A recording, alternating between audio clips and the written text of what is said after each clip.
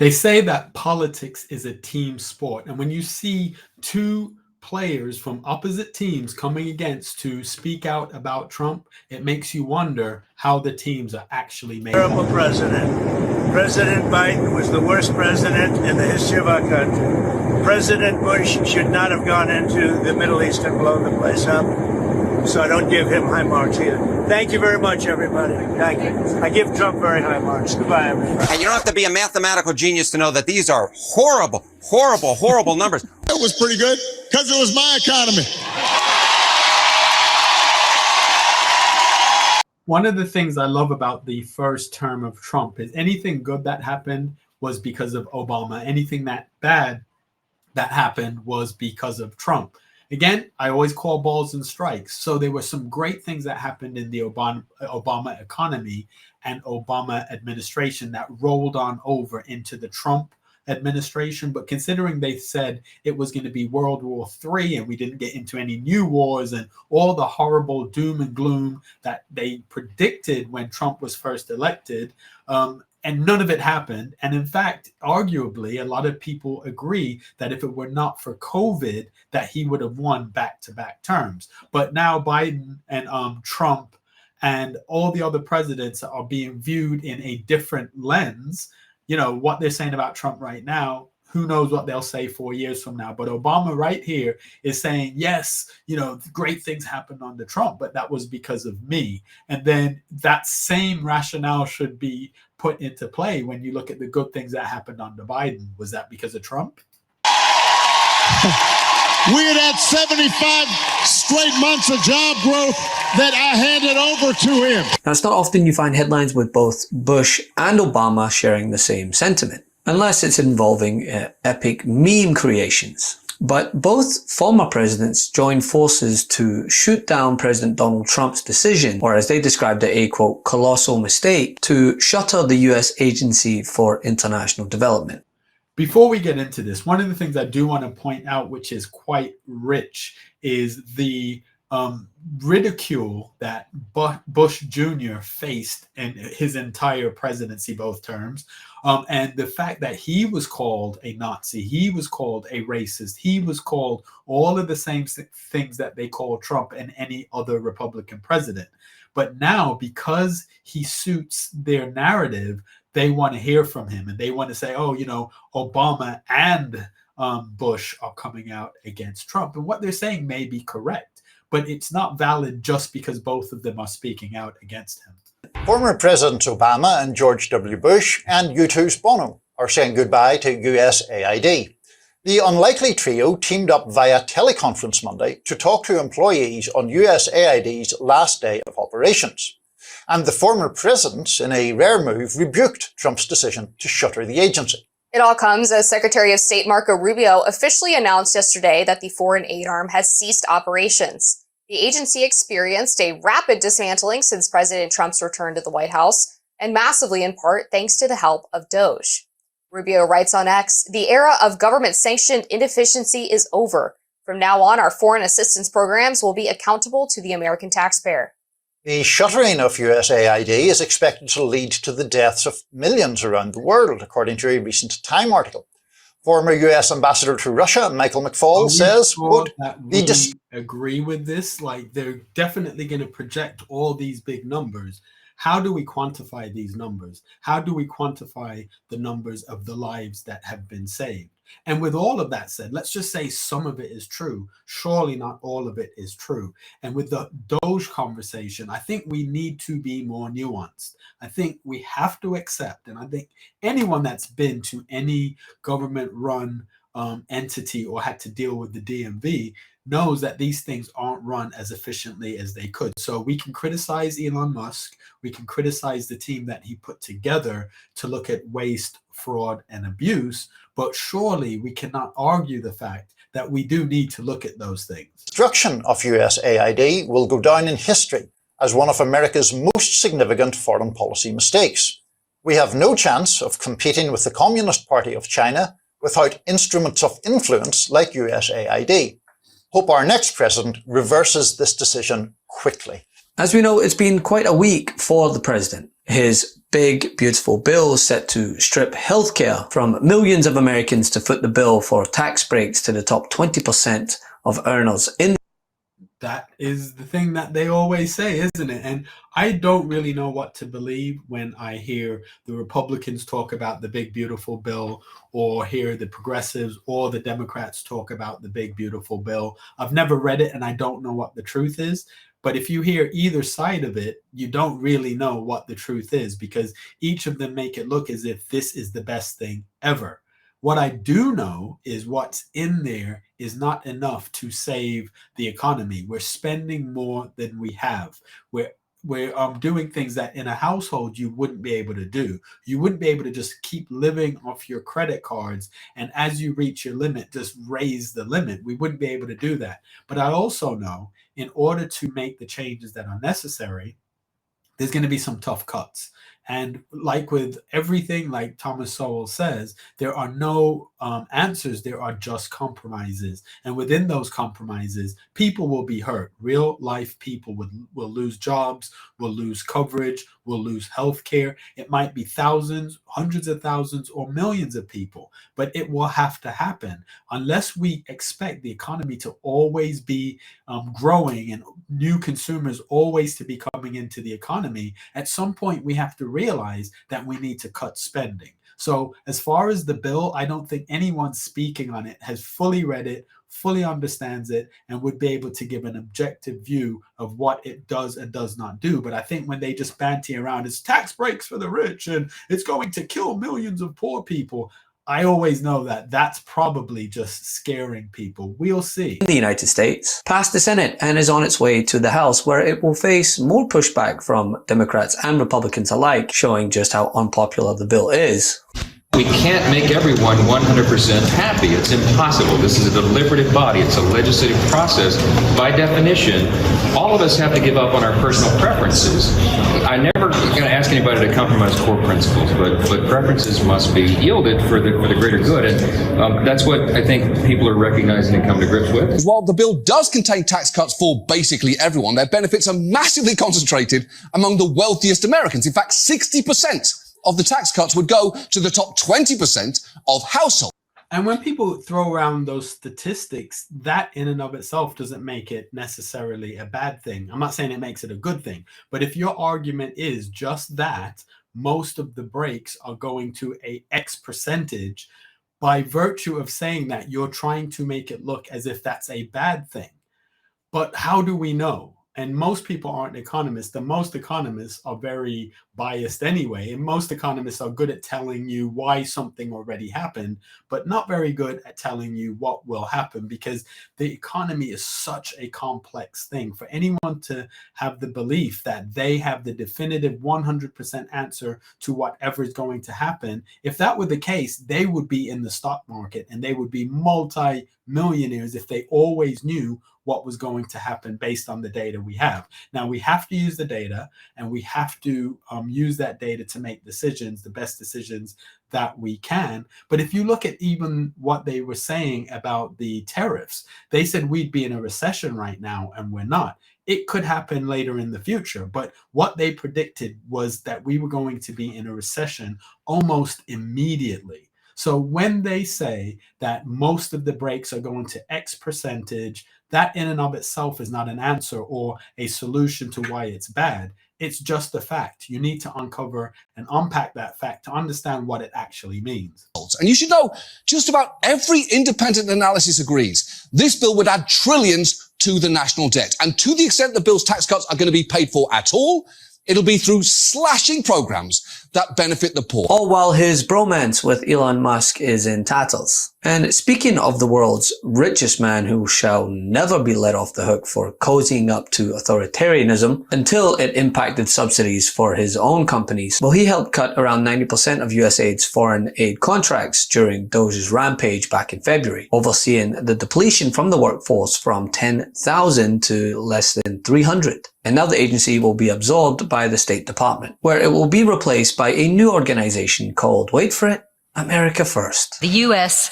Why are they so upset about a program called America First, and it's an American program? like I always say, every country's leader should be putting their country first. It doesn't mean that you undermine other countries. It just means that when you go to that negotiating table, the person across from you should know that you are negotiating on behalf of your citizens. That's how it should be, point blank and period. Led on international efforts to combat HIV, AIDS, treatment, prevention.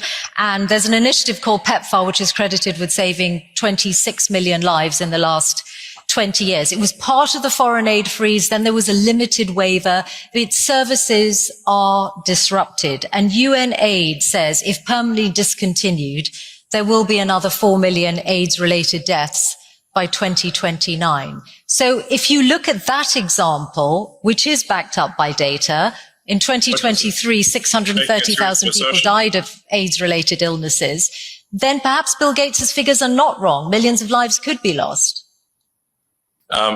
First of all, the program, the AIDS,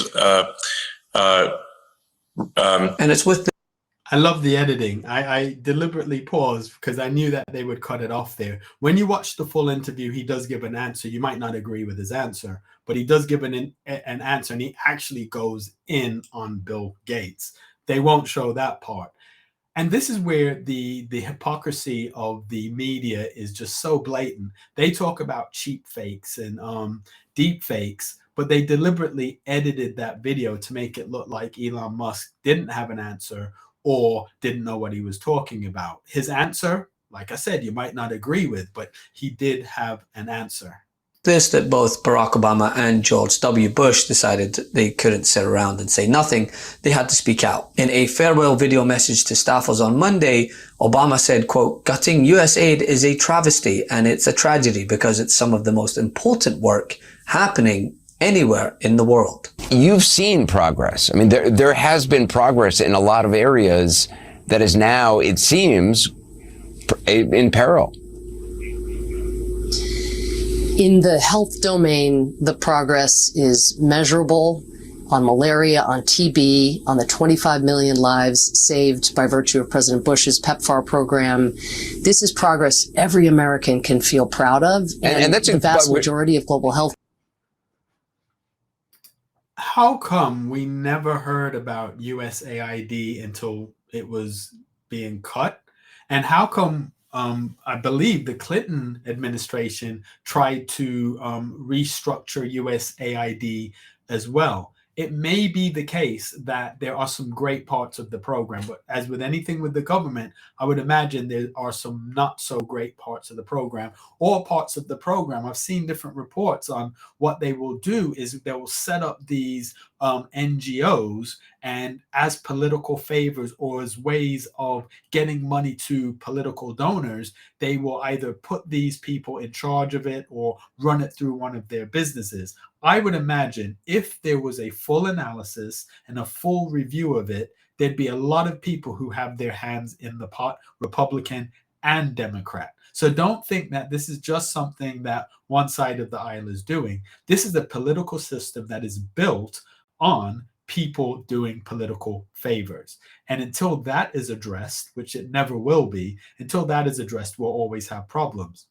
And this is what I think happened with Elon Musk. Elon Musk went in there with an engineering mind, looking at things and saying, well, we can fix that. Like that thing with the website where there was a button in the wrong place. And, you know, they were trying to get that fixed. And he was told it would take something like 3 months to do and be $45,000 in order to do it. But he got one of his team to go in there and do it in like 4 hours because it's a website and it's moving a button.